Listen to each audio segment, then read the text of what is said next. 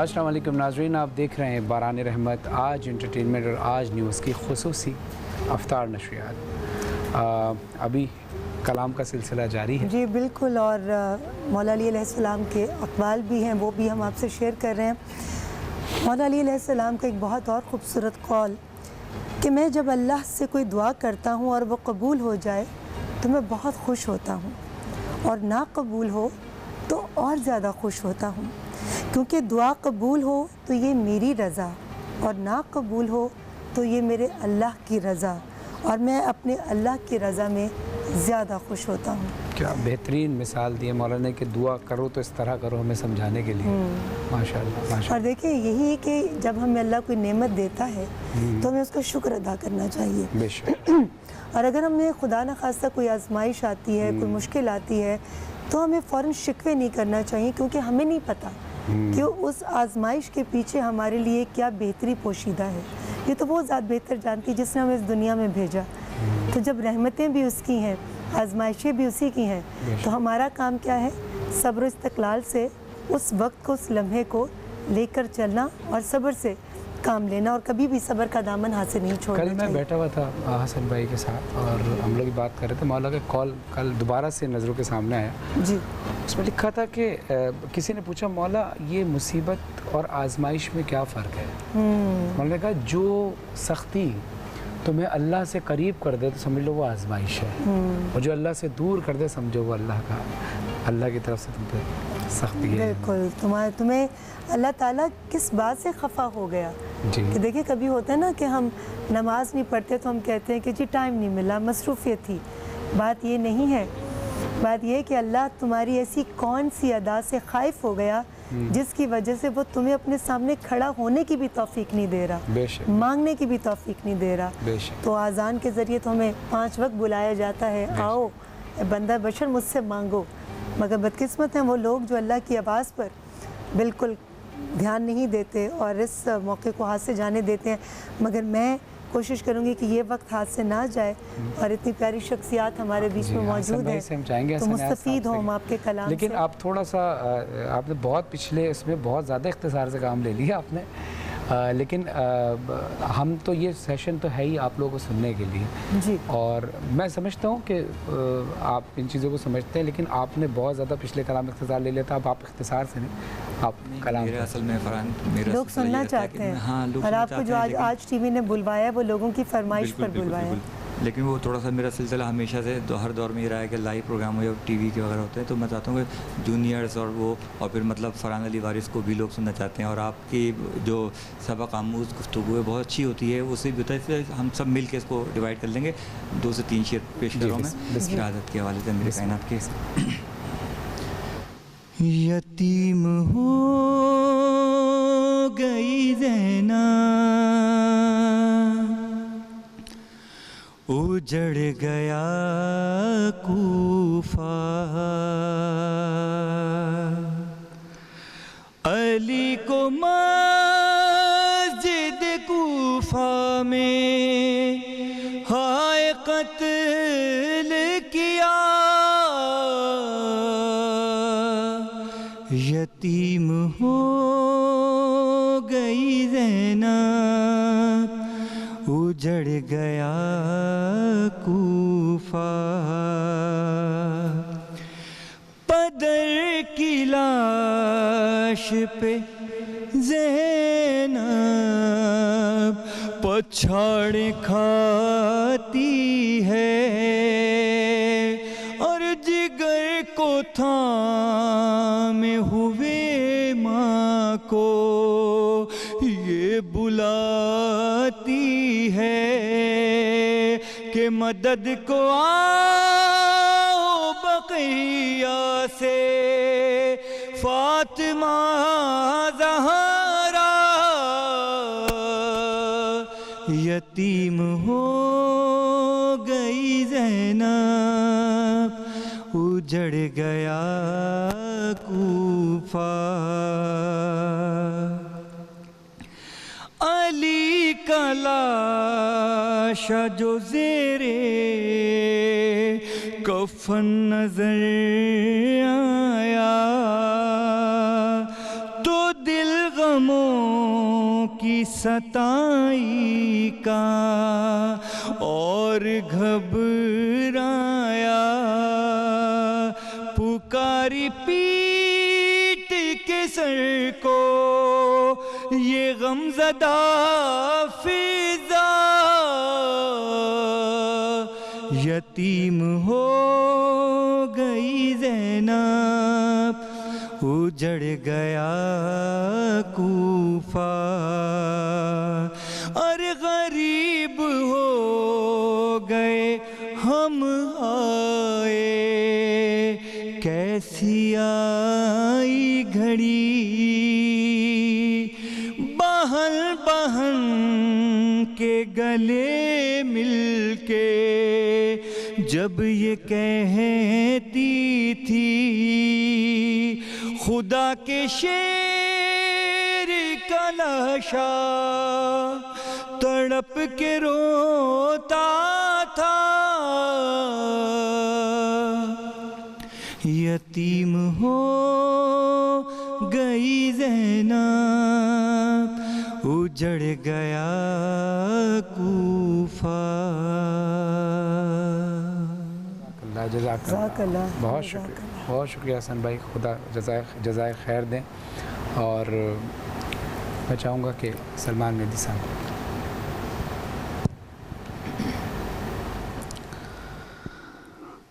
मस्जिदे कूफा है रोज़ादार है, मस्जिदे कूफा है रोज़ादार है, फ़र्क से ऊंची लहू की धार है, मस्जिदे कूफा है रोज़ादार है। दामादे पैगंबर के लिए, दामादे पैगंबर के लिए, ज़हर में डूबी हुई तलवार है, मस्जिदे कूफा है रोज़ादार है।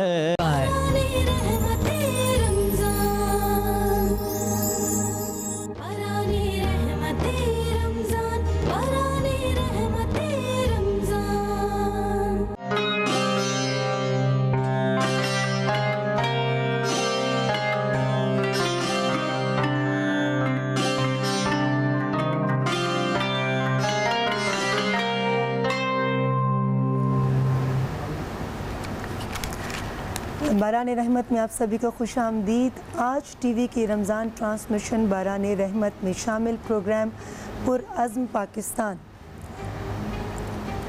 आज टीवी और वफाकी वजारत इत्तलात की मुश्तरका काविश से तरतीब किया गया है। जैसे कि आप सब लोगों को मालूम है, कोरोना वायरस की वबा से आवाम को बचाने के लिए जहां हुकूमत ने लॉकडाउन जैसे तल्ख फैसले किए हैं, वहीं इस वायरस से बचाव के लिए हुकूमत अपने तमाम वसाइल भी बरूए कार ला रही है। ये हम में से किसी से पोशीदा नहीं। कोरोना वायरस से बचने के लिए हुकूमत गाइडलाइंस और पॉलिसियों पर अमल दरामद से ही ज़िंदगियाँ महफूज बनाई जा सकती हैं। इस वबा की कोई वैक्सीन या इलाज अभी तक सामने नहीं आया। और कोरोना वबा ने अभी तक पाकिस्तानियों को इस तरह से मुतासिर नहीं किया जिस तरह अमेरिका और यूरोपीय ममालिक मुतासिर हुए हैं। ये सब हुकूमत की बर वक्त पॉलिसीज़ से मुमकिन हुआ। डॉक्टर, तिब्बी अमला और तमाम हुकूमती इदारे मिलकर आवाम की ज़िंदगियाँ महफूज बनाने के लिए पेश है। जी बिल्कुल फरहान, आपने ठीक कहा। वज़ीर आज़म पाकिस्तान इमरान खान साहब रोज़ाना की बुनियाद पर ख़ुद कोरोना वायरस की सूरत हाल की मॉनिटरिंग कर रहे हैं। हुकूमत की जानिब से इस वबा के फैलाव को मॉनिटर करने के लिए नेशनल कोऑर्डिनेशन कमेटी कायम की गई। वफाकी और सूबाई हुकूमतों ने के दरमियान इत्तफ़ाक़ राय से कोरोना वायरस के फैलाव को रोकने के हवाले से जामे लाहे अमल बनाया गया। कराची स्टूडियो में हमारे साथ मौजूद हैं डॉक्टर नसीम, जिनाब पोस्ट ग्रेजुएट मेडिकल हॉस्पिटल से। बहुत बहुत शुक्रिया डॉक्टर साहब। और NDMA के chairman lieutenant general Mohammad Afzal भी इस्लामाबाद से हमारे साथ आज।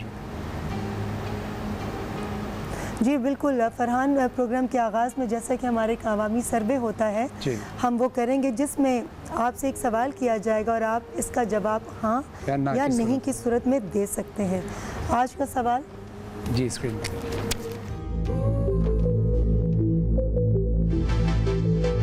क्या लॉकडाउन कोरोना वायरस के फैलाव को रोकने के लिए जरूरी है?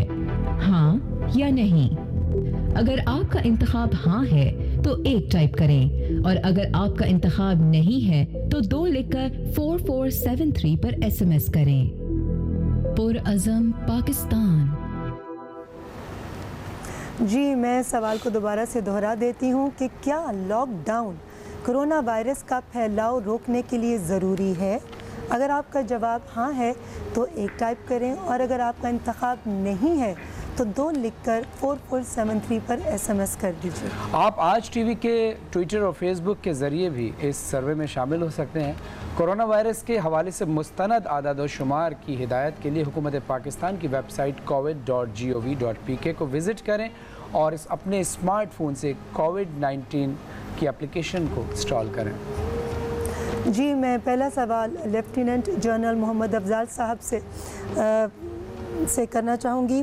जनरल साहब, आपसे मेरा पहला सवाल है कि क्या कोरोना के ख़िलाफ़ जारी जंग में डॉक्टर्स और मेडिकल स्टाफ के लिए जो ज़रूरी सामान है वो टेस्टिंग किट्स हैं, वेंटिलेटर्स हैं और दूसरा हिफाजती जो सामान है वो हासिल कर लिया गया है और NDMA के पास टेस्टिंग किट्स कितनी तादाद में मौजूद हैं? Reema, thank you very much.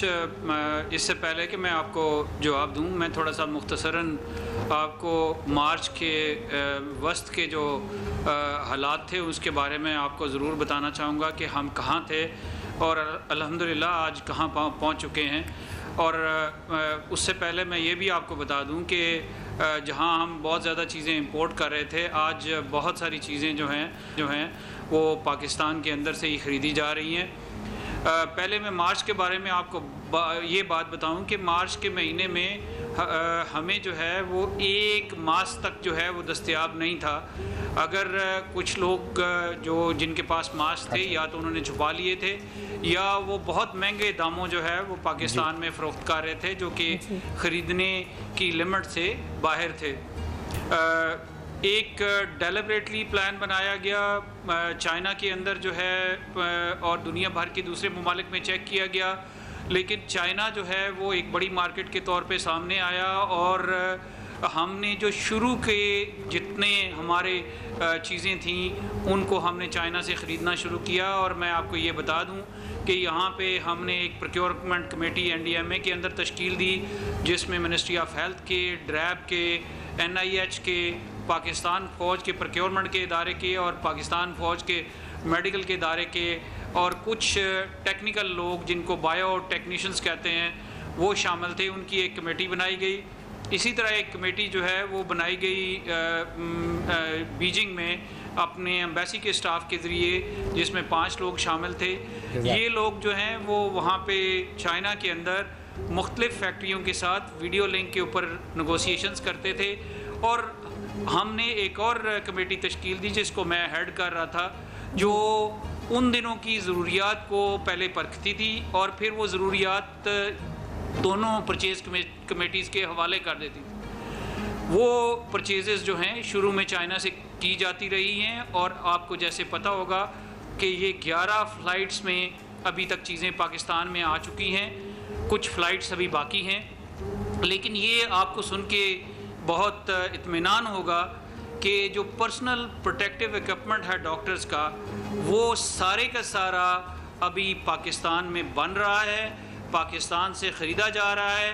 और मैं ये आपको बता दूं कि मेरे अंदाज़े के मुताबिक अभी बहुत कम नर्सें या डॉक्टर ऐसे होंगे जिनको किसी वजह से ये पर्सनल प्रोटेक्टिव इक्विपमेंट का जो है वो ना मिल रहा हो। मैं आपको ये भी बता दूं कि NDMA ने जो शुरू में अपने लिए अहदाफ रखे थे उसमें पहला हदफ ये था कि जो हमारे फ्रंट लाइन डॉक्टर्स, नर्सें और हमारे पैरामेडिक्स और उनके साथ काम करने वाला अमला है उनको प्रोटेक्ट किया जाए।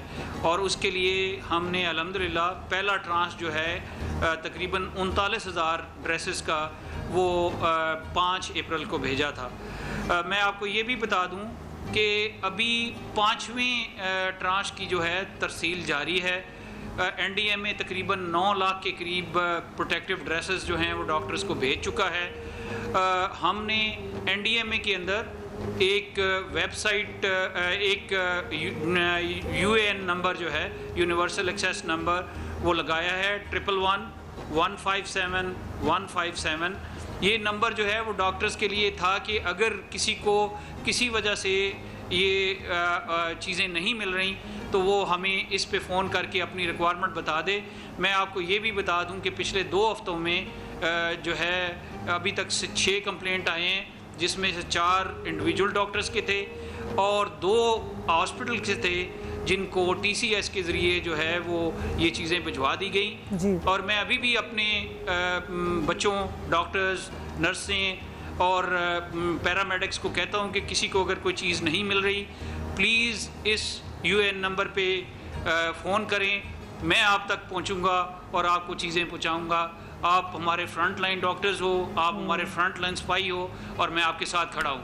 जी, जहाँ तक रीमा आपने मुझसे पूछा टेस्टिंग किट्स के बारे में, जी बिल्कुल जनरल साहब, मैं पूछना चाहूँगी। मार्च के महीने में हमारे पास जो है तकरीबन जो 5 लेबॉर्ट्रीज़ काम कर रही थी, आज अल्लाह के फजल से 70 लेबॉर्ट्रीज़ काम कर रही हैं। हमारे पास जो रिएक्शंस हैं, जो टेस्ट होते हैं, उनकी तादाद 1.8 मिलियन है जी। और जनरल साहब, आप नंबर दोबारा रिपीट कर दीजिएगा, तमाम UN नंबर जो है वो दोबारा रिपीट कर दीजिए ताकि लोगों को पता चल सके, आवाम सुन सके कि किस नंबर से वो रुजू कर सकते हैं। ये मैं तमाम अपने जो मेरे बच्चे डॉक्टर्स, नर्सें और जो मेरे भाई डॉक्टर नर्सें हैं, बहन भाई डॉक्टर नर्सें हैं, उनको ये नंबर मैं दोबारा देता हूँ जी। 111-157-157 जी जी, बहुत शुक्रिया जनरल साहब। मुझे मालूम है कि आज वक्त कम है और आपने अभी एक मीटिंग में जाना है, इसलिए मैं चाहूँगी कि जितने मेरे पास सवाल हैं आपसे मैं सबसे पहले रिक्वेस्ट करूँगी कि आप जवाबात दे दीजिएगा। मेरा दूसरा सवाल आपसे ये है जनरल साहब, कि पाकिस्तानी हस्पतालों और लेबॉरेटरीज़ में रोज़ाना की बुनियाद पर कितने टेस्ट हो रहे हैं? क्या हम अभी भी रैंडम टेस्टिंग कर रहे हैं? प्लीज़ इस पर रोशनी डालिएगा। जी, मैं आपको बताऊं कि आज जैसे आपने मीडिया में भी देखा होगा कि तकरीबन 13,000 से थोड़े से ज़्यादा टेस्ट हुए हैं और हम लोग कोशिश करते रहे हैं कि ये टेस्ट जो है इनको बढ़ाया जा सके ताकि एग्जैक्ट नंबरों का पता लग सके। पिछले दिनों जो पहली स्ट्रेटजी थी कि हम सिर्फ उन लोगों को टेस्ट करते थे जिनको सिम्टम्स होती थी, वो स्ट्रेटजी चेंज करके अभी मुख्तलिफ़ जगहों से सैंपल लिए जा रहे हैं। पंजाब गवर्नमेंट ने इवन ये भी तजर्बा किया है कि वो रैंडम सैम्पलिंग भी कुछ जगहों पे ले रहे हैं। और मैं आपको ये बता सकता हूँ कि अगर सूबे चाहें तो हमारी ये टेस्टों की तादाद जो है वो कई गुना ज़्यादा हो सकती है। माशाल्लाह जी, माशाल्लाह। अच्छा, लेफ्टिनेंट जनरल मोहम्मद अफजल साहब, एक ये बात भी बताइएगा कि बहुत अहम सवाल है, आपने जो रहनुमाई फरमाई उसके लिए भी शुक्रिया, लेकिन एक बहुत अहम सवाल ये भी है कि ईद की तैयारियां शुरू हो गई हैं और बाज़ारों में आप देख रहे हैं कि रश बढ़ता जा रहा है। अगर अल्लाह ना करे, अल्लाह ना करे, अल्लाह ना करे कि मरीज़ों की तादाद ज़्यादा बढ़ना शुरू हो गई, तो इसके लिए क्या हिकमत अमली बनाएंगे? देखिए, मैं आपको इतना बता देना चाहता हूँ कि मरीज़ों की तादाद तो बढ़ेगी और हम अपनी तैयारियां जो हैं वो दोबारा हर महीने रिवाइज़ करते हैं कि क्या क्या हमें करना है।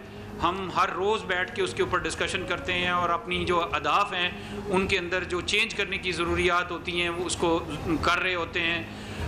मैं आपको ये बता देता हूँ कि अभी आपका प्रोग्राम शुरू होने से थोड़ी देर पहले मैं जो है एक फ़ैसला कर चुका हूँ कि अगले 10 से 15 दिनों के अंदर हम तकरीबन 2.5 से 3 लाख डॉक्टर्स को एक वक्त में जो है उनका प्रोटेक्शन का एड्रेस दे सकें। हम मई के महीने में 600 से 700 वेंटिलेटर्स जो हैं वो मुहैया कर लें और जून के एंड तक हमारे पास 1500 के करीब वेंटिलेटर्स होने चाहिए।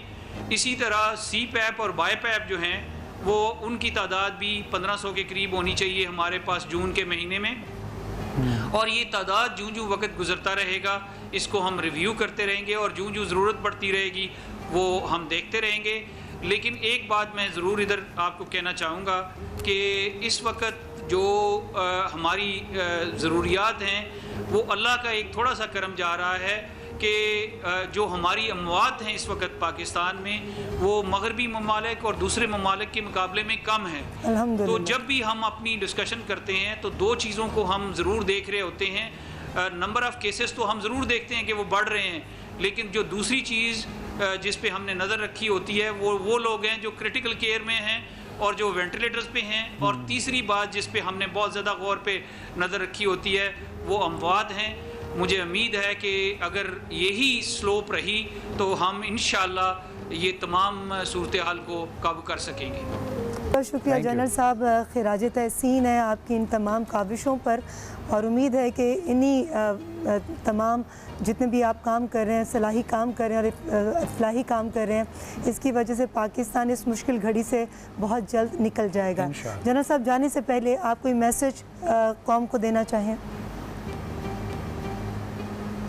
मैं आपसे सिर्फ ये रिक्वेस्ट करूँगा कि मैं अपने जितने हमारे बहन भाई हैं वो बग़ैर ज़रूरत के घर से बाहर ना निकले, हर वक्त मास्क इस्तेमाल करें, अपने हाथों को और अपने मुंह को जितना ज़्यादा धो सकते हैं धोएं, अपना समाजी फ़ासला दूसरे लोगों से मेल मिलाप में रखें, अपनी बग़ैर ज़रूरत के अपने घर से ना निकलें और गैर ज़रूरी मेल जोल से इज्तनाब करें।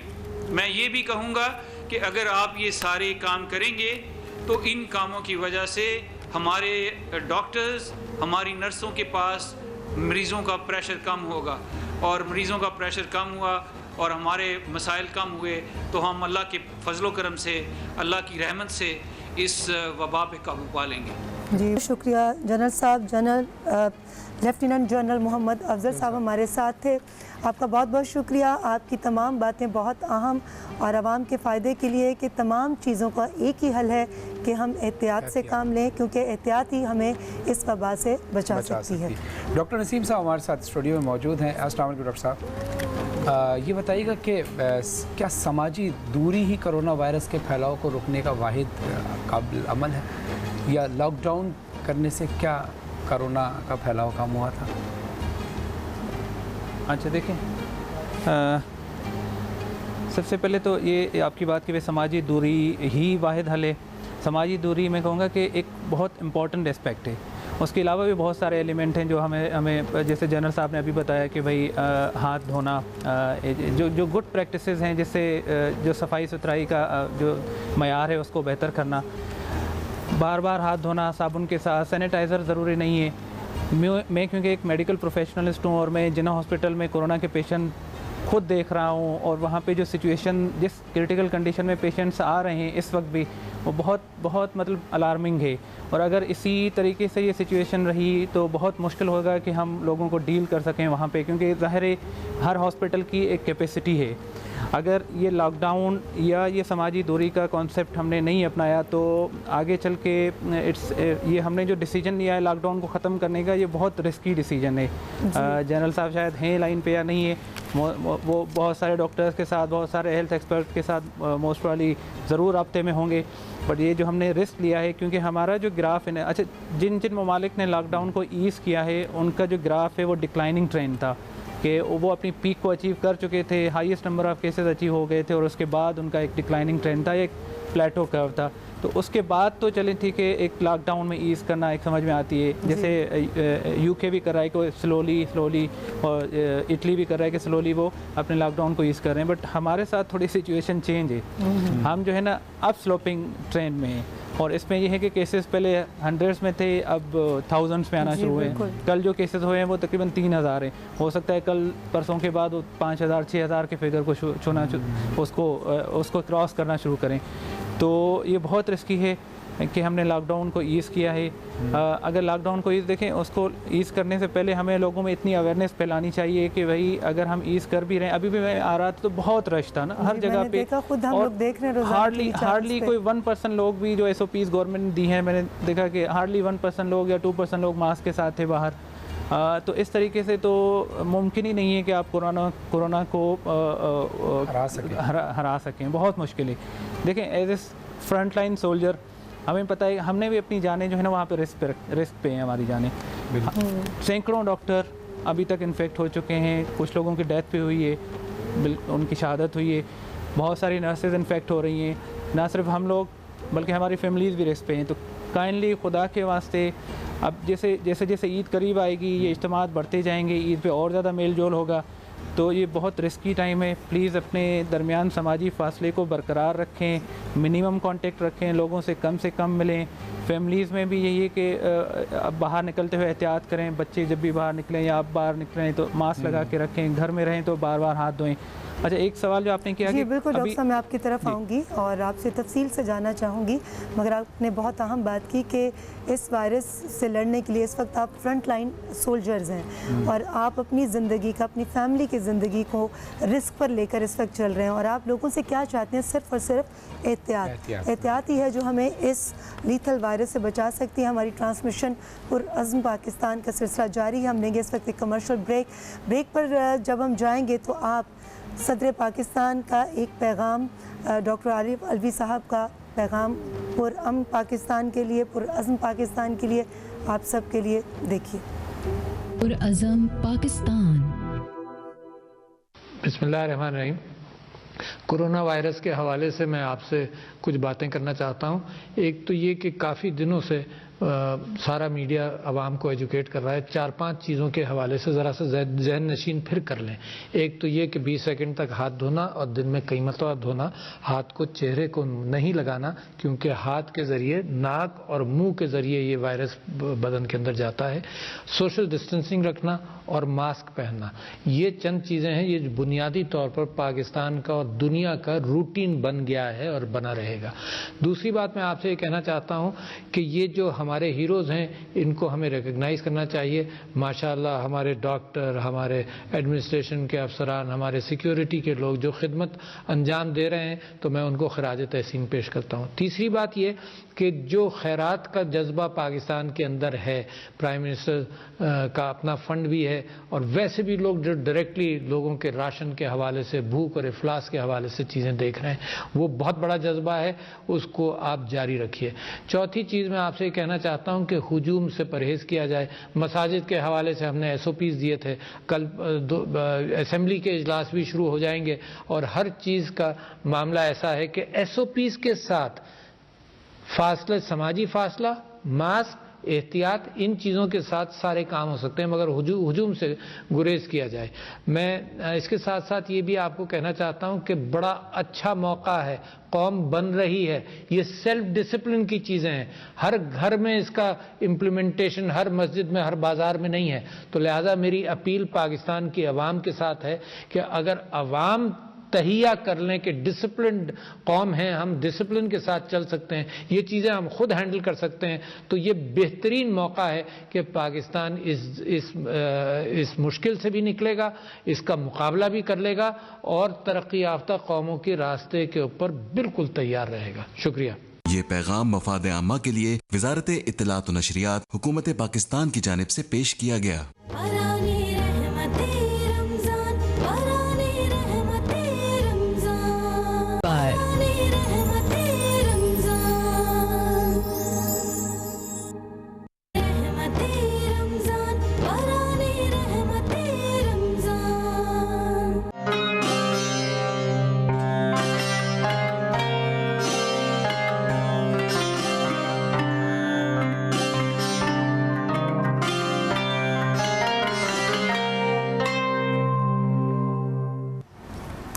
जी बारान रहमत के प्रोग्राम पुरअज़्म पाकिस्तान में एक बार फिर से आपको खुशामदीद।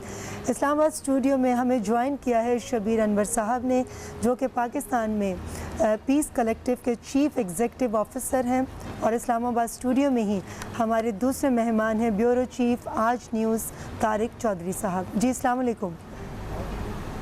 जी वालेकुम। आप दोनों शख्सियात का बहुत बहुत शुक्रिया कि आपने हमें ज्वाइन किया। हम आपकी तरफ आएंगे, तारिक साहब आपसे भी पूछेंगे और डॉक्टर नसीम से मेरा शबीर साहब से भी मैं सवाल पूछूंगी, मगर आप पहले डॉक्टर नसीम साहब से। जी अच्छा डॉक्टर साहब ये बताइए कि आपके अस्पताल में कोरोना वायरस के कितने मरीज़ हैं जिनकी आप देखभाल कर रहे हैं, और आने वाले दिनों में आप किस तरह से इस सूरत हाल को हैंडल करेंगे?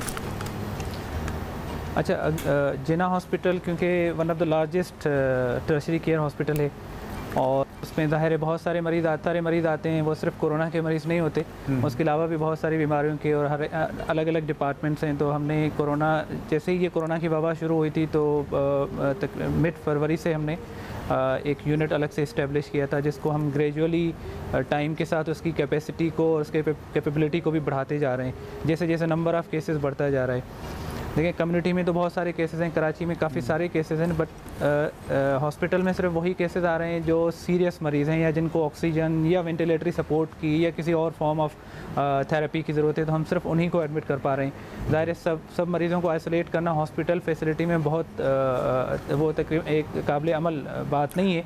तो जिन मरीज़ों को वेंटिलेटर की ज़रूरत है या जिन मरीज़ों को ऑक्सीजन की ज़रूरत है, सिर्फ वही हमारे पास आ रहे हैं। तो अभी तक तो अल्हम्दुलिल्लाह हमारे पास इतनी कैपेसिटी है कि जो भी मरीज़ आ रहे हैं हम उनको कैटर कर पा रहे हैं। हमारे पास तकरीबन 17 बेड्स हैं आईसीयू में और 17 वेंटिलेटर्स हैं उसमें, और तकरीबन अभी तक वो फुल ही जा रहे हैं।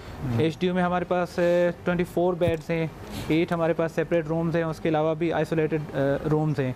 तो बट जैसे जैसे टाइम गुजरेगा उसके साथ। एचडीयू क्या होता है डॉक्टर साहब? देखें, वार्ड और आईसीयू के दरमियान की जो केयर के जो लोग हैं जिनको वेंटिलेटर की ज़रूरत नहीं है बट उनको सिंपल ऑक्सीजन मॉनिटरिंग की ज़रूरत है, उसको हम हाई डिपेंडेंसी यूनिट में रख दें। तो एचडीयू वार्ड और आईसीयू के दरमियान की एक किस्म की फैसिलिटी है। ठीक है, तो आप कुछ कह रहे थे, कंटिन्यू कीजिए। अच्छा, उसमें ये था कि हम अभी हमारे पास तकरीबन ये 50, 60 या 60 के दरमियान की हमारे पास कैपेसिटी है, और हम उसमें जितने भी पेशेंट आते हैं उनको कैटर कर पा रहे हैं। बट हमारा प्लान यही है कि क्योंकि लग रहा है कि जिस टाइम के साथ ये केसेस बढ़ेंगे और ज़्यादा सीरियस लोग आना शुरू हो जाएंगे, क्योंकि ये लॉकडाउन ईज़ होने के बाद प्रॉब्लम में भी प्रॉब्लम बढ़े, तो हम उसकी तैयारी यही करें कि हम उस फैसिलिटी के अलावा भी जिना हॉस्पिटल के अंदर एक और कोई वार्ड पहले से ही हम इस्टेब्लिश कर लें, ताकि अगर इन केसेस की तादाद बढ़ती है तो हम उसको कैटर कर सकें। बहुत शुक्रिया जी, बहुत बहुत शुक्रिया। शामिल गुफ्तगू करना चाहूँगी तारिक चौधरी साहब आपको भी बहुत आम मगर बहुत अहम सवाल कि क्या पाकिस्तान में लॉकडाउन करना हुकूमत के लिए एक मुश्किल फ़ैसला था और क्यों? देखिए, यकीनी तौर पर जब इस वबा ने आज से 3 माह पहले हिट किया था तो उस वक्त पाकिस्तान को भी, हमारे फैसला साजों के पास भी दीगर मुल्कों की तरह इसके हवाले से कोई तजर्बा नहीं था, कोई मालूमात नहीं थी। एक ऐसी वबा है, एक ऐसी बीमारी है जिसका इससे पहले इंसानी दुनिया ने सामना नहीं किया। तो हमारा रिएक्शन भी उस वक्त इसी तरह का था जिस तरह बाकी दुनिया का था। सोचा गया, समझा गया, दुनिया के तजर्बा से फ़ायदा उठाया गया, और ख़ास तौर पर जो WHO जो था उसके जो SOPs थे, उसकी जो गाइडलाइन थी, उसको देखा गया। और ज़ाहिर है कि मुश्किल फ़ैसला था। हर मुल्क ने, वो ममालिक जो बड़ी साइंसी तरक्की के लिहाज से पीक पर हैं, जो बड़े खुशहाल ममालिक हैं, चीन है, अमेरिका है, बरतानिया है, जापान है, सब मुल्कों ने जो फ़ैसले किए अपने अपनी इन्वायरमेंट के मुताबिक किए।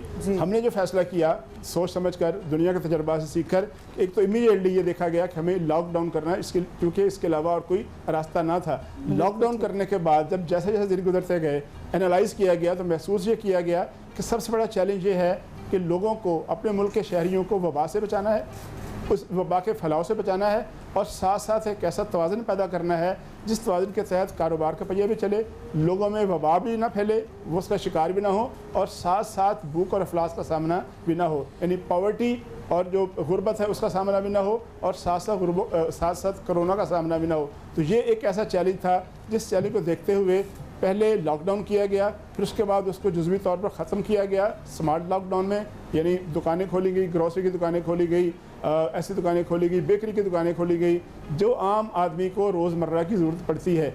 उसके बाद जब उसको मज़ीद आगे सामने आया और देखा यह गया कि लोगों की मुश्किलात में इजाफा हो रहा है, तो फिर उसको नरम किया गया। लेकिन साथ साथ इन 3 माह में हम सब लोगों ने, जो कि बाशऊर लोग हैं, जो कि मीडिया को देखते हैं, मीडिया को फॉलो करते हैं, इन 3 महीनों में सीख जाना चाहिए था और सीख गए हैं लोग, और इनको मज़ीद सीखना चाहिए। सबको मालूम है कि सोशल डिस्टेंस रखना है, सबको मालूम है कि इसके प्रिकॉशनरी स्टेप्स हैं, इसकी दवाई कोई नहीं है, और अगले कई साल, कम से कम 2 साल ऐसी मौसर दवाई का कोई इम्कान नहीं है। और जब कोई वैक्सीन आएगी, वैक्सीन भी प्रिवेंशन के लिए होती है, प्रिकॉशनरी के तौर पे होती है, बीमार होने से पहले इलाज के लिए होती है। जब बंदा बीमार हो जाए तो वैक्सीन उस वक्त मददगार नहीं होती। तो इसलिए इन सबको मालूम है कि अब जो है फ़ैसले एक ऐसे तवाज़ुन के साथ फ़ैसले करने हैं।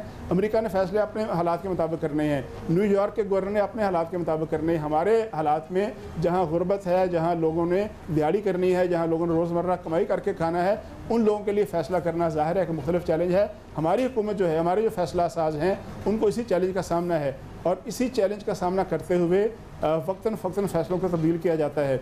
अब देखना ये है कि हम और हमारा मीडिया और हमारी इंतज़ामिया और हमारी हुकूमत उन हफाजती तदाबीर को किस हद तक इख्तियार करती है, जो हफाजती तदाबीर इस वक्त दुनिया में मरवजा हैं, और उनके अलावा और कोई रास्ता नहीं है। अगर हम वो रास्ता अपनाएंगे, लॉकडाउन भी रखेंगे, नरमी भी रखेंगे, तो तब हम कहीं जाके आइंदा आने वाले 1-2 महीनों में एक ऐसी पॉलिसी पर कारबंद हो सकेंगे कि वबा का सामना भी नहीं होगा, वबा का फैलाव भी नहीं होगा, और हम अपना कारोबार, अपना माश जो है, अपना रोज़गार, उसको भी जारी रख पाएंगे। जी बिल्कुल ठीक कहा आपने चौधरी साहब। लेकिन वैक्सीन के हवाले से तो जैसे कि हम सब लोगों को मालूम है कि पूरी दुनिया के साइंसदान जो इस पर रिसर्च कर रहे हैं, तो इट टेक्स टाइम। वो 3 से 6 माह, 6 से 12 और शायद इससे भी ज़्यादा वक्त लग सकता है। लेकिन बात वही आ जाती है कि एहतियात से काम लेना चाहिए जब तक इसकी प्रॉपर वैक्सीन नहीं आती।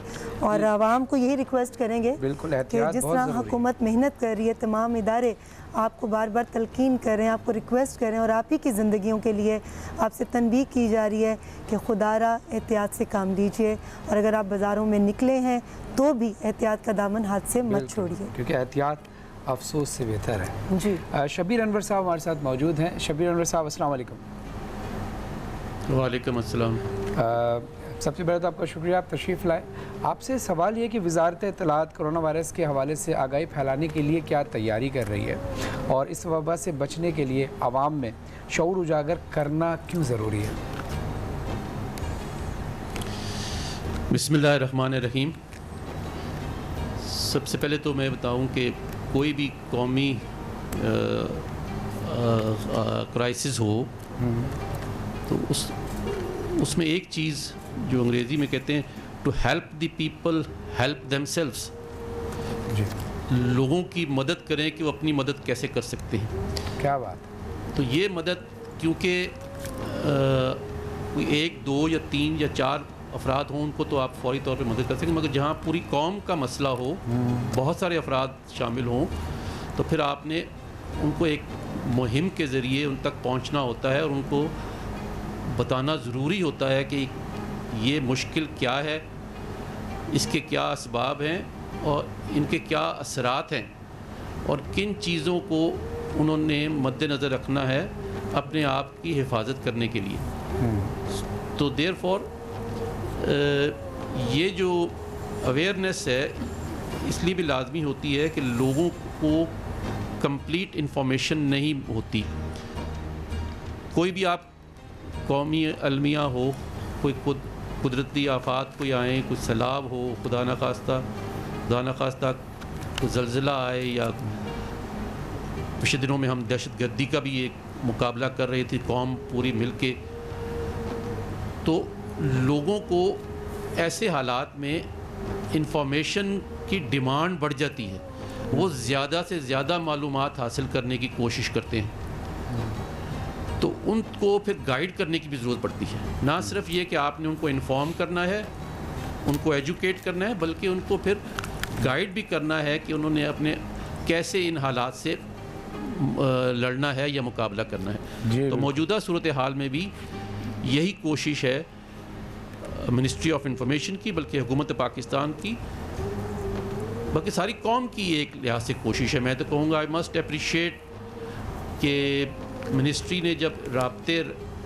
मिनिस्ट्री का काम ही है रब्ता रखना, ज़राए अबलाग के तमाम इदारों से जब राब्ते इनके हुए तो इदारों ने अपने तौर पे ख़ुद पब्लिक सर्विस मैसेजेस डेवलप किए और लोगों तक पहुँचे, लोगों में आगाही पैदा की।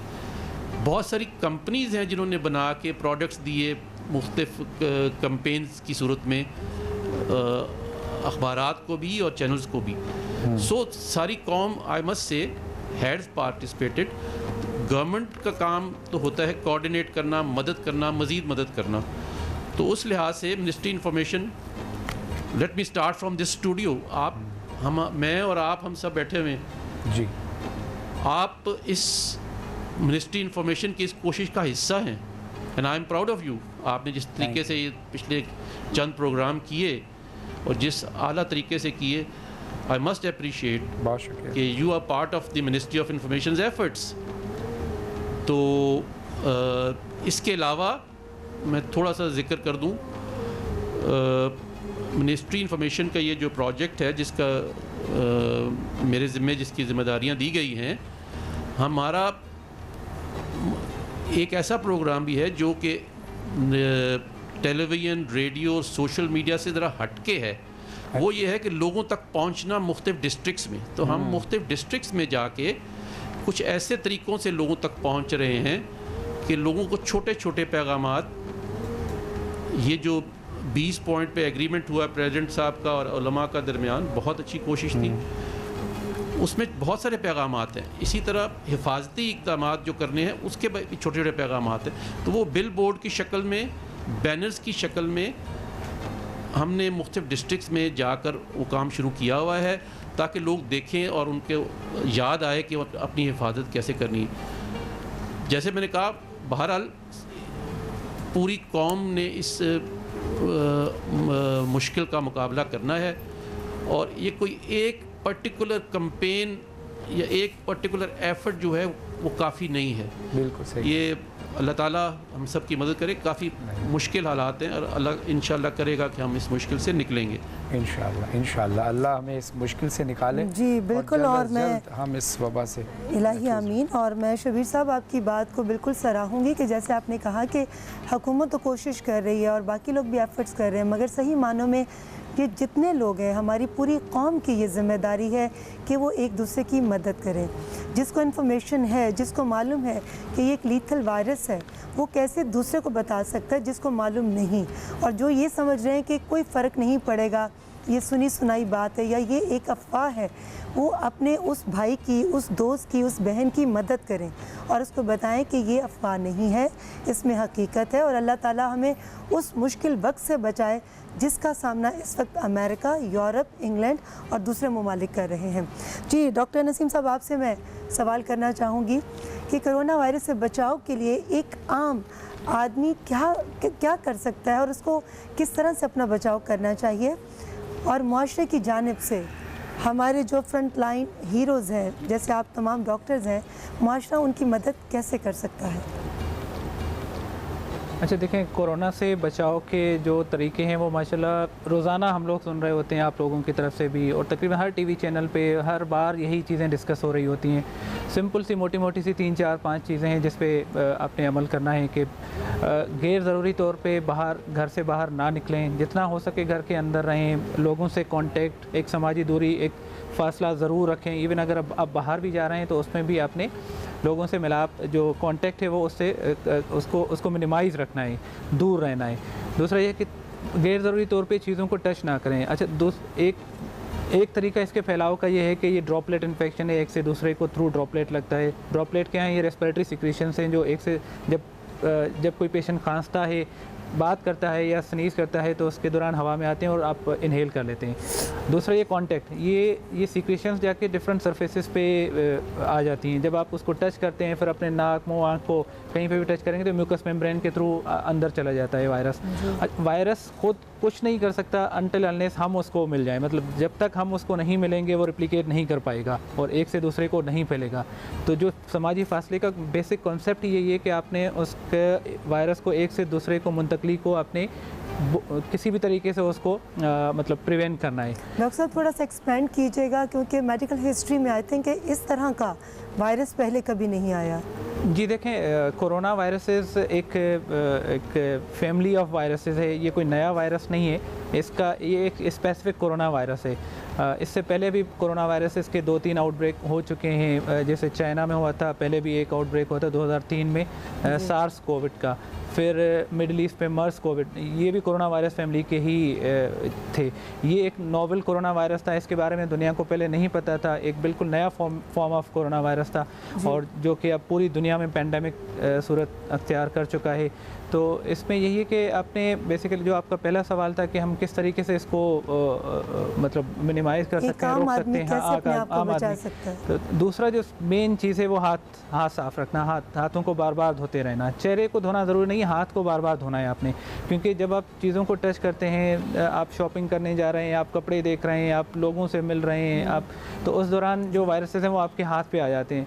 फिर गैर ज़रूरी तौर पे चेहरे को टच ना करें, ये एक दूसरा मेन है। अच्छा, तीसरा ये है कि अगर आप बीमार हैं, आपको कोई रेस्पिरेटरी सिम्टम्स हैं, आपको खांसी, नज़ला, ज़ुकाम, बुखार की अलामात हैं, तो मास्क पहन के रखें, क्योंकि आप वो जरासीम दूसरे को फैला सकते हैं, मुंतकिल कर सकते हैं। डॉक्टर साहब इस पर भी थोड़ा सा प्लीज़ ज़रूर लोगों को और बताइएगा, क्योंकि अगर आम नज़ला ज़ुकाम है, क्योंकि एलर्जी का सीज़न है, मौसम भी तब्दील हो रहा है, अगर आम नज़ला ज़ुकाम है तो उसकी वजह से भी लोग बहुत ज़्यादा मोहतात हो गए हैं, या एहतियात करें, या उनको कैसे पता चलेगा कि ये आम ज़ुकाम है या ये कोविड-19 की वजह से उनको ये सिम्टम्स? हाँ, ये बहुत मुश्किल है डिफ्रेंशिएट करना, क्योंकि सिम्टम्स जो हैं वो तकरीबन मोर और लेस सेम होती हैं। बट एलर्जी में अमूमन बुखार इतना ज़्यादा नहीं होता।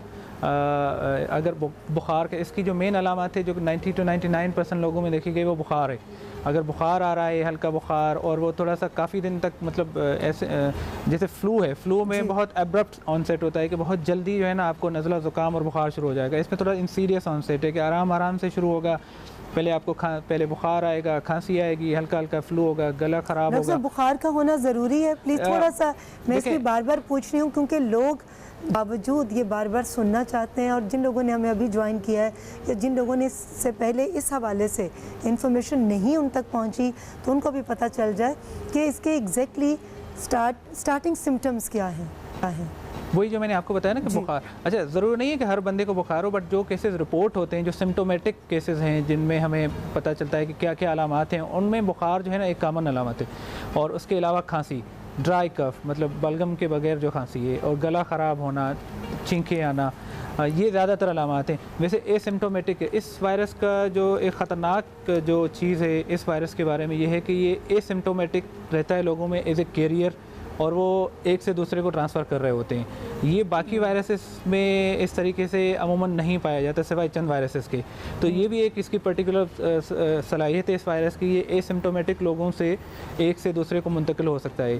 तो मेन अलामात मैंने आपको बता दी कि खांसी, नज़ला, ज़ुकाम, बुखार, और बुखार ज़्यादातर कॉमन जो सिम्टम है वो बुखार और खांसी है। माशाअल्लाह। और जैसे जैसे टाइम गुजरेगा उसके बाद सांस में तकलीफ़ होना, ये थोड़ा सा सीरियस सलामत है कि अगर आपको सांस में तकलीफ़ हो रही है तो काइंडली आप घर पे इंतज़ार ना करें। ये सबको मेरा यही मैसेज है, जो भी मरीज़ इस वक्त मेरी बात सुन रहे हैं जिनको कोरोना है या किसी घर के किसी अफराद को कोरोना है, कि अगर सांस में रुकावट, सांस में तकलीफ़ शुरू हो रही है तो काइंडली जल्दी से जल्दी हॉस्पिटल पहुँचें, क्योंकि ये देखा गया है कि इसका जब ये रैपिड ऑनसेट, जब ये डिटोरेट होना शुरू होते हैं मरीज़ तो बहुत जल्दी डिटोरेट होते हैं। एक शुरू में तो हल्की हल्की अलामात रहती हैं, बट उसके बाद जो अचानक एक पीरियड आता है डिटोरेशन का वो बहुत क्रिटिकल होता है।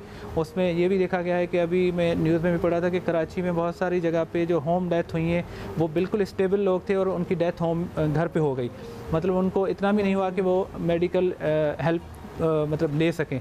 तो अगर आपको सांस में थोड़ी सी रुकावट महसूस हो रही है तो प्लीज़ काइंडली हॉस्पिटल की तरफ आइए, वरना अगर सिंपल कोई इलामात हैं तो आप घर पे रहें, आइसोलेट रहें और अपने आप वहाँ पे अपनी केयर करें। बहुत शुक्रिया। आप हमें रहनुमाई फरमा रहे थे। हम चलते हैं तारिक चौधरी साहब की तरफ। तारिक चौधरी साहब ये बताइएगा कि मीडिया आवाम तक कोरोना वायरस के हवाले से लम्हा खबरें तो पहुँचा रहा है, लेकिन क्या आपको नहीं लगता कि हमारा फोकस जो है वो बताने से ज़्यादा समझाने की तरफ होना चाहिए, क्योंकि आवाम की एक बहुत बड़ी तादाद अभी भी हिफाजती तदाबीर पर अमल करने से गुरेज कर रही है। देखें जो लोग फासी तदाबीर से गुरेज कर रहे हैं उसकी वजह ये नहीं है मेरे ख्याल में कि उन तक इतला नहीं पहुंची या उन तक इब्लाग का जो ज़रिया नहीं पहुंचा या उन तक वो अवेयरनेस नहीं गई। मेरा ख्याल है कि हमारे यहाँ एक बड़ी एक दुश्वारी ये है कि हमारे यहाँ टोटकों पर, टोनों पर और ऐसी गलत इन्फॉर्मेशन पर बड़ा बिलीव किया जाता है जिसका हक़ाइक़ से ताल्लुक़ नहीं होता। तो एक तो ये है कि अवाम को और मीडिया को ये जो कॉन्स्पिरेसी थ्योरी हैं और कॉन्स्पिरेसी थ्योरिस्ट हैं जो कहते हैं कि ये कोई बीमारी नहीं है, ये कोई साजिश है या ये है कि कोई वैक्सीन बनाकर बेचने का कोई फार्मूला है, ऐसी बातों पर बिलीव नहीं करना चाहिए। इस मामले में सबसे मौसर राय किसी सियासतदान की नहीं है, किसी मीडिया पर्सन की नहीं है, डॉक्टर्स की है। डॉक्टर्स जो कहते हैं उस पर अमल दरामद करना चाहिए। और मैंने पहले अर्ज़ किया कि 3 माह गुजर चुके हैं, 3 माह काफ़ी होते हैं कि एक बात बच्चे तक पहुँच जाए। आप किसी बंदे से पूछें, उसको पता है कि मास्क की अहमियत क्या है, उसको पता है ग्लव्स क्यों पहनने हैं, उसको पता है कि फासला क्यों रखना है, उसको पता है कि उसने कौन सी अलामत महसूस करते हुए क्या करना है, किस हेल्पलाइन पे जाना है। इसका मतलब ये है कि मीडिया ने ये सारी जिम्मेदारियाँ पूरी की हैं। ज़ाहिर है ये कोई फ़ोटो कापी तो नहीं पहुँची लोगों तक कोई साइकोस्टाइल नहीं पहुँची, कोई ईमेल तो नहीं गई। ये सारा मीडिया के जो आउटलेट है ना, अखबारात हैं, टीवी हैं, रेडियो हैं या सोशल मीडिया है। देखें इस वक्त अगर डॉक्टर्स के बाद और हमारी जो इंतजामी मशीनरी है, हमारी फ़ौज या रेंजर है, उसके बाद सबसे बड़ा अगर कोई फ्रंट लाइन पर मौजूद है तो मीडिया है। मीडिया के 2 काम हैं। मीडिया का एक काम है कि हार्ड कोर न्यूज़ आप तक पहुँचाए। कितने लोग मर गए, ये हार्ड कोर है, न्यूज़ है। कितने लोग जो हैं बीमार हो गए, ये हार्ड कोर न्यूज़ है। ये भी मीडिया पहुँचा रहा है। और साथ साथ उसे बचने का तरीक़ाकार क्या है, इसके ख़तरात क्या हैं, इसकी अभी तक कमी क्या है, डेफिशिएंसी क्या है, वो सब मीडिया पहुँचा रहा है। क्योंकि मीडिया पहुंचा रहा है इसलिए मैं समझता हूं कि आज हम यहाँ बैठ कर डिस्कस कर रहे हैं। और मैं और शबीर अनवर साहब के जो कि एक बड़े सीनियर मीडिया प्रैक्टिशनर हैं, हमारा यहाँ मौजूद होने इस बात का सबूत है कि हम मीडिया पर्सन जो अपना किरदार अदा कर रहे हैं। लेकिन एक बात मैं ज़रूर कहूँगा कि हमें भी जिस तरह डॉक्टर्स के साथ, जिस तरह इंतज़ामिया के साथ, बाकी इदारों के साथ हम समझते हैं कि उनको कुछ चीज़ें, कुछ SOPs पर अमल दरामद करना चाहिए। मैं आपके इस फोरम के तवज्जो से, मीडिया पर्सन से, कैमरामैन से, रिपोर्टर से जो फील्ड में जाते हैं उनसे कहूँगा कि वो भी उसी तरह फासली इक़दामात पर अमल करें। इसी तरह वो भी प्रिकॉशनरी स्टेप्स लें, खबर दें, खबर ना बने। और जितना ज़्यादा खबर से बचेंगे, खबर बनने से बचेंगे, उतना ज़्यादा अच्छे तरीके से वो अपनी बात को कन्वे कर पाएंगे। क्योंकि मीडिया भी 3 माह में तरबियत याफ्ता हो चुका है, ट्रेंड हो चुका है, उसको पता है कि क्या करना है। तो मैं समझता हूँ कि हमारा मीडिया जो है बड़े मुस्तक़िल तरीके से किरदार अदा कर रहा है। उसको जितना और इक्विप किया जाएगा, जितना एतमाद में लिया जाएगा, जितनी इन्फॉर्मेशन उस तक दी जाएगी, वो आगे पहुँचाएगा। लेकिन एक बात फिर कि इस मामले में सबसे मौसर राय जो है वो साइंटिस्ट की है, डॉक्टर की है, किसी नजूमी की नहीं है, किसी आमल की नहीं है, किसी कॉन्स्पिरेसी थ्योरिस्ट की नहीं है। खुदा के वास्ते उस बात को सुने, उस बात पे अमल करें जो कि मीडिया के ज़रिए, सोशल मीडिया के ज़रिए अथेंटिक मालूमात आप तक पहुँच रही हैं। उन मालूमात पर अमल होगा तो हम सब बचेंगे भी और इसका फैलाव भी जो है वो नहीं होगा। ज़बरदस्त चौधरी साहब, आपका तारिक चौधरी साहब बड़ा खूबसूरत जुमला है कि खबर दें, खबर ना बने। और ये वाकई अगर हम एहतियात करेंगे तो हम अच्छी खबरें दे सकते हैं, और अगर हम एहतियात नहीं करेंगे तो हम खुद खबर बन जाएंगे। जी बिल्कुल ठीक है आपने फरहान। वक्त हुआ एक कमर्शियल ब्रेक का, और ब्रेक पर जाने से पहले देखिए मुआवन ख़ुसूसी वज़ीर आज़म पाकिस्तान बराए सेहत डॉक्टर ज़फ़र मिर्ज़ा का पैगाम। आज़म पाकिस्तान। कोरोना वायरस चूँकि एक मुतद्दी मर्ज़ है, जिसका मतलब ये है कि ये एक इंसान से दूसरे इंसान में फैलती है। ये हमारे बस में है कि अगर हम उन हदायत पे अमल करें तो इसकी फैलाव को रोक सकते हैं। सोशल डिस्टेंसिंग या समाजी मेल जोल में जो कमी है वो इसका ज़बरदस्त तरीका है इसके फैलाव को रोकने के लिए। ये आपकी ज़िम्मेदारी है। अगर आप अपनी हिफाजत करें, यानी अपने आप को हजूम से अलहदा रखें, तो आप न सिर्फ अपनी बल्कि अपने इर्द गिर्द के लोगों की हिफाजत भी कर सकते हैं और इस बीमारी के फैलाव को रोकने का मूजब बन सकते हैं। अपना और अपने इर्द गिर्द के लोगों का ख्याल रखें। ये पैगाम मफाद आमा के लिए वजारत इत्तलात व नशरियात हुकूमत पाकिस्तान की जानिब से पेश किया गया।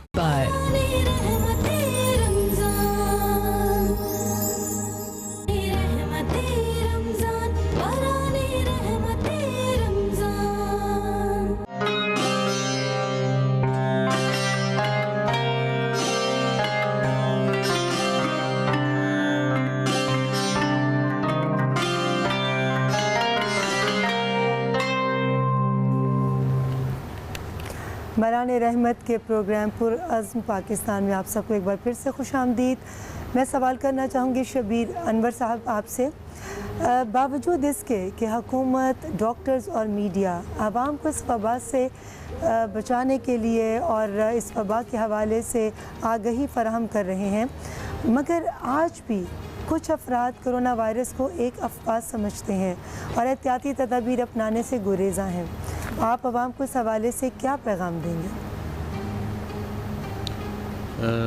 मैं बात शुरू करूंगा जहां तारिक चौधरी साहब ने बात की थी कि ख़बर लोगों तक पहुंचनी भी ज़रूरी है।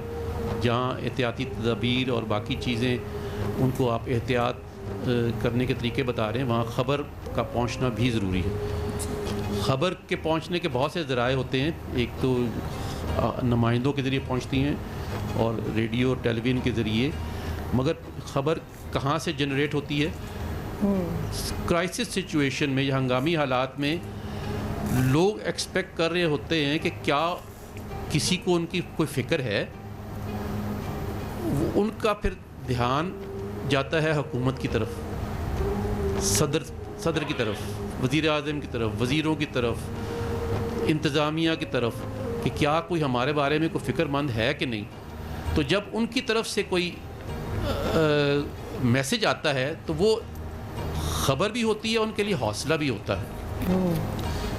सो जितनी भी एफ़र्ट्स होती हैं, ये चाहे कैंपेन्स की शक्ल में हो, मिनिस्ट्री इंफॉर्मेशन या NDMA ने बहुत खूबसूरत कैंपेन चलाई हुई है, PTA ने चलाई है, प्रोविंशियल गवर्नमेंट्स ने, ये सारा एक ज़रिया है ना सिर्फ लोगों को एजुकेट करना, गाइड करना, बल्कि उनको एक हौसला देना कि हाँ हुकूमत मौजूद है और उनके बारे में फ़िक्रमंद है। एक तो ये चीज़ बतानी ज़रूरी है जी। दूसरा ये है, जैसे मैं फिर दोबारा बात वहीं से शुरू करूँगा जहाँ तारिक चौधरी साहब ने कहा था, फेक न्यूज़ जहाँ पे ये इन्होंने जिक्र किया, टोटके और इलाज लोग बताते हैं और उस पर कई दफ़ा अमल करके नुकसान होता है लोगों का। ये फेक न्यूज़ से 2-3 और चीज़ें भी हैं जिनका हंगामी हालात में ज़हन में रखना बहुत ज़रूरी है। फेक न्यूज़ से मायूसी फैल सकती है लोगों के अंदर, सही, और मायूसी से, डिप्रेशन से लोगों को निकालना बड़ा मुश्किल होता है जी। दूसरा, पैनिक फैल सकता है, पैनिक फैलने से मज़ीद नुकसानात हो सकते हैं। देयरफॉर ये जो फेक न्यूज़ है, इसको भी रोकना और इसका भी मुकाबला करना उतना ही ज़रूरी है जितना कि हंगामी हालात का। तो इस सिलसिले में वज़ारत इत्तलाआत ने एक कैंपेन डेवलप कर ली है, जो कि बहुत जल्द हम इंशाअल्लाह लोगों तक पहुंचाएंगे कि वो कैसे फेक न्यूज़ को आइडेंटिफाई कर सकते हैं, कैसे उसको वेरीफाई कर सकते हैं। एक तो बहुत आसान तरीका मैं आपको बता दूं कि आप अपने किसी करीबी अजीज़ व अकारिब, किसी उस्ताद से रब्ता करें कि जी इस किस्म की खबर फैली हुई है, क्या आप समझते हैं कि ठीक है, उससे भी आपको फौरी तौर पे एक मिल सकते हैं। इसके अलावा प्लेटफॉर्म्स बहुत सारे हैं जो कि हमारी कैंपेन्स में हम आप बताएंगे मिनिस्ट्री इंफॉर्मेशन के कि कौन कौन से प्लेटफॉर्म्स हैं, कौन कौन से ज़राए हैं, कौन कौन सी हेल्पलाइंस हैं जहाँ से आप वेरीफाई कर सकते हैं इंफॉर्मेशन जो कि आपको चाहिए। तो जब ये चीज़ें वेरीफाई होनी शुरू हो जाएंगी तो फिर लोगों के अंदर एतमाद पैदा होगा। एतमाद पैदा होगा तो फिर वो इन जो एहतियाती तदाबीर हैं इन पे अमल करने की तरफ बढ़ेंगे। एक और चीज़ मेंशन करूँ, एक और हमारा एक जो हर्डल महसूस करते हैं हम, आवाज़ आ रही है आपको? जी जी बिल्कुल। एक और जो हर्डल महसूस, क्योंकि हमारा सारा समाजी जो रख रखाव का तरीका था और ज़िंदगी का जो तौर तरीका था, उसके ऊपर भी एक बंदिश आ गई है जी। और लोगों को ये भी आगाह करने की ज़रूरत है कि ये बंदिश उनके अपने मुफाद में है। वो ये ना समझे कि ये बंदिश हुकूमत ने लगाई है, ये किसी इदारे ने लगाई है, बल्कि उनको ये बताना पड़ेगा, आगाह करना पड़ेगा कि ये बंदिश उनको खुद अपने ऊपर लगानी है, अपने ही मुफाद में। So that's the thing, once they understand that, खुद ब खुद इंशाअल्लाह हालात बेहतरी की तरफ जाएंगे। जी, मुझे अंदाज़ा है शबीर साहब, बल्कि मुझे क्या तमाम देखने वालों को अंदाज़ा है कि हुकूमत इस वक्त कितने महाज़ों पर लड़ रही है। ना सिर्फ इस वायरस से, ना सिर्फ लोगों की तनकीद से, मीडिया की तनकीद से, मगर एक ही मौक़िफ़ है और एक ही मकसद है कि किसी तरह से भी हम वो सूरत हाल पाकिस्तान में पैदा ना हो सके जो इस वक्त यूरोप की, अमेरिका की और दूसरे ममालिक की है। तो इसलिए इस चीज़ में हम शाना बशाना गवर्नमेंट ऑफ पाकिस्तान के साथ हैं ताकि इन तमाम मुश्किल हालात से हम आसानी से निकल सकें। डॉक्टर साहब, मैं आपसे सवाल करना चाहूँगी कि कोरोना वायरस और आम नज़ला ज़ुकाम में क्या फ़र्क है? इस बीमारी से बचाव के लिए घरेलू टोटके और सेल्फ मेडिसिन से बल्कि कई लोग कह देते हैं, सजेस्ट करते हैं कि जी आप ये दवाई खाएं, आप ये चीज़ इस्तेमाल करें, तो ऐसी सेल्फ मेडिकेशन से बचना क्यों ज़रूरी है और कितना अहम इम्पॉर्टेंट है मेडिकल पॉइंट ऑफ व्यू से? अच्छा देखिए, पहले भी आपने शायद ये सवाल किया था कि जी वो आपकी कैमरा किया था, मगर मैं चाहूँगी कि डिटेल से आप एक दफ़ा फिर से बता कोरोना की अलामात और जो आम नज़ला ज़ुकाम की अलामात हैं। अब नज़ला ज़ुकाम जो हमें होता है वो भी डिफरेंट वजूहत की वजह से होता है। आम जिसको आप कह रही हैं, कुछ कॉमन कोल्ड वायरसेस हैं जो कि अमूमन सर्दियों में, फ्लू वायरस सर्दियों में ज़्यादा होता है, एलर्जीज़ उसकी वजह से भी नज़ला ज़ुकाम रहता है। तो एलर्जी और कॉमन कोरोना के सिम्टम्स को डिफ्रेंशिएट करना निस्बतन आसान है। एलर्जीज़ में जो है वो ज़्यादातर जो एलर्जिक सीज़न होते हैं, जैसे इस्लामाबाद में पोलन का सीज़न होता है तो ज़्यादा एलर्जीज़ होती हैं। जब डस्टी इन्वायरमेंट होता है कराची में या सर्दी का मौसम होता है तो एलर्जी की लेवल ज़्यादा होती है, तो उसकी वजह से ज़्यादा प्रॉब्लम होता है।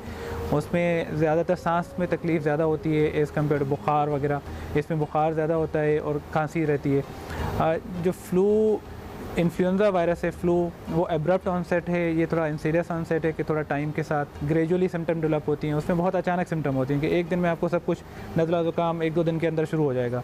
इसका जो इंक्यूबेशन पीरियड है, इंक्यूबेशन पीरियड बताऊं कि भाई जब पेशेंट इन्फेक्ट होता है और जब अलामात शुरू होती हैं वो 1 से 14 दिन के दरमियान है। फ्लू का जो इंक्यूबेशन पीरियड है वो 1 से 3 दिन के दरमियान है। तो इसकी सिम्टम ग्रेजुअली डेवलप होंगी, उनकी सिम्टम थोड़ी सी एब्रप्ट होती हैं, बाकी सिम्टम्स मोर और लेस सेम है। तो इस सीज़न में ख़ास करके जब बहुत सारी चीज़ें की एलर्जी भी है और भी नज़ला ज़ुकाम के वजूहत हो सकती हैं और साथ में कोरोना भी चल रहा है, तो डिफ्रेंशिएट करना बहुत मुश्किल है। इसीलिए एहतियात का दामन ना छोड़ें प्लीज़। आप लोग, जो भी आवाम से यही गुजारिश है कि आप जैसे ही किसी को इस किस्म की अलामात हैं तो वो डॉक्टर से रुजू करें, अपने आप को आइसोलेट रखें, अपने घर वालों से एहतियात करें, क्योंकि जो सबसे ज़्यादा रिस्क है वो आपका अपने घर वालों के लिए है कि आपको जब सिम्टम शुरू होंगे तो आपको पता नहीं है कि ये क्या सिम्टम है, ये कॉमन कोल्ड है, ये एलर्जी है, तो आपको पता नहीं चलेगा। तो जैसे ही सिम्टम शुरू होती हैं, सबसे ज़्यादा जो इन्फेक्टिव पीरियड है वो तब शुरू होता है जब पेशेंट में अलामात ज़ाहिर होना शुरू हो जाती हैं, और शुरू के 2-3 दिन उस दौरान ये वायरस एक से दूसरे में मुंतकिल हो जाता है अमूमन, और जैसे जैसे टाइम गुजरता जाता है इसकी जो इन्फेक्टिविटी लेवल है वो कम होता जाता है। बिल्कुल ठीक। डॉक्टर साहब, मैं चाहूँगी कि मैं थोड़ा सा एक आध सवाल आप उस पर भी रोशनी डालिएगा कि हमारे यहाँ थोड़ा सा ये भी है कि अगर किसी एक को है तो वो इस चीज़ को छुपा लेता है कि मेरे रिश्तेदारों को या बाकी किसी को पता ना चले कि मुझे कोरोना वायरस हुआ है। और इसके साथ साथ गवर्नमेंट के वो लोग जब किसी को लेने आते हैं घर पे तो वो इस चीज़ से घबरा जाते, जैसे किसी बच्चे को है, अगर वो चाहेंगे कि बच्चे को लेकर जाएं या आइसोलेट कर दें या बच्ची को लेकर जाएं, चाहे वो 17-18 साल की एज है या 10 साल से ज़ायद की एज है, तो माँ और बाप दोनों चाहते हैं कि हमारे बच्चे को बिल्कुल ना लेकर जाएँ। इस खौफ की वजह से भी वो नहीं चाहते कि किसी को पता चले, जिसकी वजह से जो मरीज़ है वो उस वक्त बहुत सीरियस कंडीशन में चला जाता है। तो इस पर भी थोड़ा सा लोगों को बताएं कि आप लोगों ने घबराना नहीं है, शोर नहीं डालना, ये जो कुछ है सब आपकी और आपकी फैमिली की बेहतरी के लिए किया जा रहा है।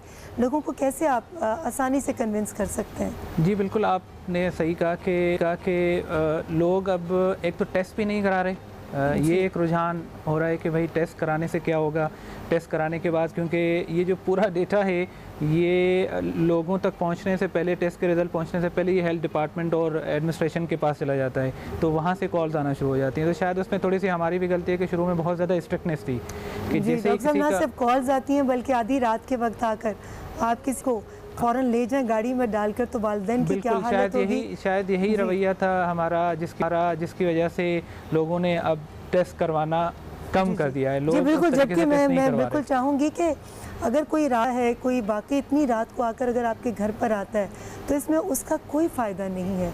वो सिर्फ़ और सिर्फ हमारी बेहतरी के लिए, हमारे घर वालों की बेहतरी के लिए, कि अगर कोई एक इफेक्टिव है तो उसकी वजह से बाकी घर वाले मुतासिर ना हो। डॉक्टर साहब प्लीज़ इस पर ज़रा पहले यही पॉलिसी थी गवर्नमेंट की भी, और शायद ये कि भाई जिस पेशेंट में भी ये अलामात ज़ाहिर हों और कोविड पॉजिटिव आ जाता है तो उसको आइसोलेट करके किसी आइसोलेशन सेंटर में रखा जाए। अब जैसे अब सिंध गवर्नमेंट की भी एडवाइजरी आ गई है, पंजाब गवर्नमेंट ने भी ये सिलसिला शुरू कर दिया है कि होम क्वारंटाइन, मतलब अगर आप में अलामात हैं या आप कोविड पॉजिटिव आ गए हैं तो नॉट नेसेसरी कि आपको हॉस्पिटल में रखा जाए या किसी स्पेशल सेंटर में रखा जाए। अगर आप में बहुत माइल्ड सिम्टम है तो आपको घर पे रखा जा सकता है। वो जो शुरू में पकड़ धकड़ का अमल था वो अब बहुत कम हो गया है, तो उससे भी फ़र्क पड़ना चाहिए। बट लोग अभी भी डरे हुए हैं, क्योंकि एक मतलब जब पॉजिटिव आ जाते तो वो एक हमारा कुछ सोशल स्ट्रक्चर ऐसा है कि लोग जो मोहल्ले वाले फिर उनको पता चल जाएगा। तो प्लीज़ इन बातों से निकलें, क्योंकि ये एक बीमारी है, इसको सोशल स्टिग्मा ना बनने दें, इसको एज ए बीमारी ही देखना चाहिए। जब तक हम इसको समझेंगे नहीं इस सिचुएशन को, इससे निकलना बहुत मुश्किल है। अगर आप कोविड पॉजिटिव आ गए हैं, माइल्ड सिम्टम है, घर पे रहें। घर में भी आप होम आइसोलेशन में घर में भी आप, अगर आपके पास 2-3 कमरे हैं तो वो जो मरीज़ है वो अलग रहे, बाकी लोग उनसे दूर रहें, बच्चे स्पेशली दूर रहें, प्रेग्नेंट फीमेल हैं। और सबसे ज़्यादा जो रिस्क है वो हमारे माँ बाप को, जिनकी एज 60-70 साल से ज़्यादा है, सबसे ज़्यादा रिस्क जो है ना उनको है। तो उनको बचाना है ताकि ये वायरस हमसे उनको मुंतकिल ना हो। बहुत शुक्रिया डॉक्टर साहब। डॉक्टर साहब ने जैसे कहा कि हमें बस एहतियात से काम लेना है, और ख़ास तौर पर हमें हमारे जो बुज़ुर्ग हैं हमें उनकी ज़िंदगी सेहत के लिए बहुत बहुत एहतियात करनी है। जी बिल्कुल ठीक कहा आपने। तारिक चौधरी साहब, आपसे मैं ये पूछना चाहता हूँ कि इस वबा से बचाव के हवाले से आप मीडिया वर्कर्स और आवाम को क्या पैगाम देंगे? जी मैंने अर्ज़ किया, अब दोबारा अर्ज़ करता हूँ कि मेरा पैगाम ये है कि ज़िंदगी जो है वो बड़ी खूबसूरत है। सेहतमंद ज़िंदगी उससे भी ज़्यादा खूबसूरत है और खूबसूरत तरीन चीज़ है। अपनी सेहत की हिफाजत करें, अपनी ज़िंदगी की हिफाजत करें। अगर हम अगले 15-20 दिन, अगले 1 महीना समोसों और पकौड़ों के बगैर ज़िंदगी गुजार लेंगे तो कुछ नहीं होगा। अगर हम जूते और कपड़े लेने बाज़ार नहीं जाएंगे तो कुछ नहीं होगा। हमारी ईद जो है अगर सेहतमंद हुई, अगर हम अपनी फैमिली के साथ हुए, अपने अहबाब के साथ हुए, तो वो ईद जो है वो नए कपड़ों के बगैर भी खूबसूरत हो जाएगी। लेकिन अगर हम खुदा न खास्ता बीमार हो गए, इस वायरस का शिकार हो गए, तो वो ईद जो हमें तन्हाई में गुजारनी पड़ेगी, बीमारी की हालत में गुजारनी पड़ेगी, वो कैसी होगी इसका हम तसव्वुर कर सकते हैं। देखिए इंसान की रेजिलियंस जो है वो उसका दुनिया में कोई चीज़ मुकाबला नहीं कर सकती। गुज़श्ता 100 साल में इंसान ने, आज से 100 साल पहले ताउन आता था तो बस्तियों की बस्तियां वीरान हो जाती थी, हैज़ा आता था तो बस्तियों की बस्तियां वीरान हो जाती थी। इंसान ने उनको शिकस्त दी है। आज से 40 साल पहले सिर्फ टीबी एक लाइलाज मर्ज़ था, आज टीबी का नामो निशान नहीं है। इक्का दुक्का मरीज़ नज़र आते हैं। कैंसर बहुत बड़ा मर्ज़ था, आज भी है, लेकिन आज भी उसके इलाज दरियाफ्त हो चुके हैं। ये पोलियो है, दुनिया में अक्सर ममालिक सिवाय 2 मुल्कों के उसको शिकस्त दे चुके हैं। इंशाल्लाह इंसान जो है, इंसान की जो इज्तिमाई दानिश है, उसकी जो अक्ल है, वो इस कोरोना वायरस को शिकस्त देगी, इंसान जीतेगा। लेकिन जब तक हम नहीं जीत जाते, जब तक हम फतह हासिल नहीं कर लेते, उस वक्त तक जिस तरह जब सिपाही लड़ रहा होता है तो अपने लड़ता भी है, लेकिन साथ अपने आगे डाल रखता है अपने आप को बचाने के लिए, दुश्मन के वार से बचाने के लिए। हमें उस डाल के अंदर रहना है, अपने आप को बचाना है और लड़ते हुए इस वबा को शिकस्त देनी है। बहुत शुक्रिया चौधरी साहब, आपने रहनुमाई फरमाई और आप तमाम मेहमानों का भी हम शुक्रिया अदा करते हैं। जी और मेरे ख्याल से अब प्रोग्राम का वक्त ख़त्म हुआ, इख्तिताम हो गया। आपका शुक्रिया अदा करते हैं नाज़रीन कि आपने इस प्रोग्राम को देखा, और यकीनन आपको इस प्रोग्राम से बहुत सारी रहनुमाई हासिल हुई होगी और आपको बहुत सारे सवालात के जवाब मिले होंगे। आज के प्रोग्राम के इख्तिताम से पहले हम वही अवामी सर्वे जो प्रोग्राम के शुरू में किया गया था दोबारा करेंगे, ताकि हम अंदाज़ा लगा सकें कि पुरअज़्म पाकिस्तान प्रोग्राम की वजह से आपकी राय में क्या कोई तब्दीली आई है। जी हाँ, और आज का सवाल ये था कि क्या लॉकडाउन कोरोना वायरस का फैलाव रोक सकता है और क्या रोकने के लिए ज़रूरी है। अगर आपका जवाब हाँ है तो एक टाइप कीजिए और अगर आपका जवाब नहीं है तो 2 लिखकर 4473 पर SMS कर दीजिए। आप आज टीवी के ट्विटर और फेसबुक के ज़रिए भी इस सर्वे में शामिल हो सकते हैं। लॉकडाउन से मुतासरा बहन भाइयों की माली इमदाद के लिए वज़ीर-ए-आज़म पाकिस्तान की कोविड-19 रिलीफ फंड में अपने एहतियात को जमा कराइए। और एक बार मैं फिर आपको बताता चलूँ, ये बहुत अहम बात है, इसको हमें सिर्फ हुकूमत के साथ हमें भी ताउन करना पड़ेगा। तो जितने भी हमारे बहन भाई हैं जो लॉकडाउन से मुतासर हैं, उनकी माली इमदाद के लिए वज़ीर आज़म पाकिस्तान के कोविड-19 रिलीफ फंड में अपने अतियात ज़रूर जमा कराएँ। सोशल मीडिया के ज़रिए अपनी राय के इजहार के लिए हमारे फेसबुक पुरअज़्म पाकिस्तान और ट्विटर हैंडल पुरअज़्म पाकिस्तान पर राब्ता कीजिए। जी बिल्कुल, पुरअज़्म पाकिस्तान के अगले प्रोग्राम में हम बात करेंगे कि क्या कोरोना वायरस से बचाव में एक ख़ानदान का क्या किरदार हो सकता है, किस तरह से हम इस वबा को शिकस्त दे सकते हैं। हफ्ते के रोज़ अगले प्रोग्राम पुरअज़्म पाकिस्तान में इंशाल्लाह शाम के वक्त इंशाल्लाह जी ज़रूर। और इस वक्त हम ब्रेक लेंगे और ब्रेक से जब वापस आएंगे तो उलमाए कराम के साथ हम सब का पसंदीदा तरीन सेगमेंट, जिसका मैं भी बहुत शिद्दत से इंतज़ार करती हूँ कि कब ये वाला सेगमेंट आए और मेरे बहुत सारे जो सवाल हैं मुझे मौका मिले कि मैं उलमाए कराम से मुस्तफ़ीद हो सकूँ, उनके इल्म से रोशनी हासिल कर सकूँ, अगर इस छोटे से कमर्शियल ब्रेक के बाद।